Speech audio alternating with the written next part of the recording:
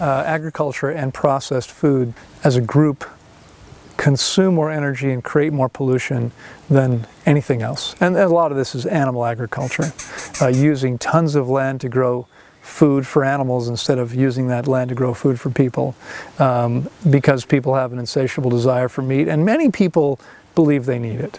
They're mistaken, but they think it's going to somehow help them or even be necessary, when the fact is it's only making us less healthy and much more likely to develop disease.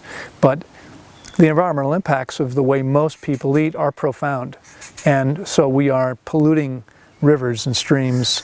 We are spreading pesticides and toxic poisons on the soil, which are affecting everybody on an ongoing basis. In a big study conducted probably 15 years ago with a statistically significant sample size group of people in North America, they looked for 75 persistent environmental toxins, including things like DDT, these nasty, nasty poisons.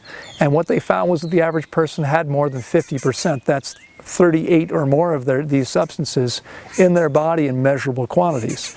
And that's the effect of having this stuff so prevalent in the environment.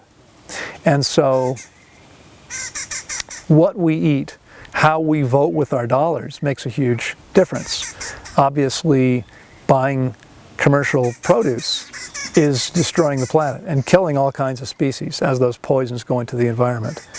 Ow. Something flew into my eye.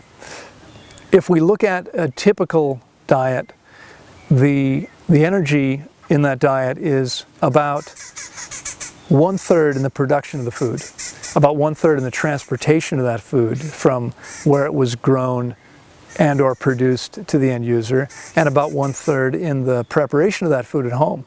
It's cooking or whatever it might be, and it's usually cooking the food. When we look at an optimal raw vegan diet, we are eliminating the processing energy involved. I mean, there's some energy involved to box up bananas or mangoes and put them on a boat or a plane, I suppose, and obviously still some transportation cost.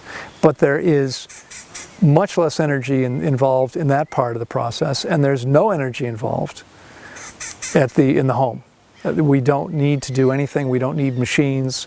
We can simply take the food and eat it.